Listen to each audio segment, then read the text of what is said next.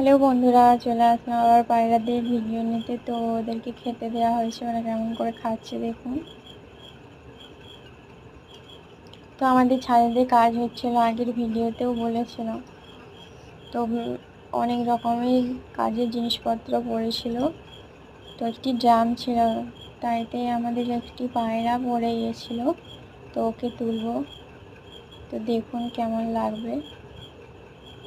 অবশ্যই জানি ভালো লাগবে, তো যাদেরকে ভালো লাগবে অবশ্যই কমেন্ট করে জানাবেন। তো দেখুন পায়রাটি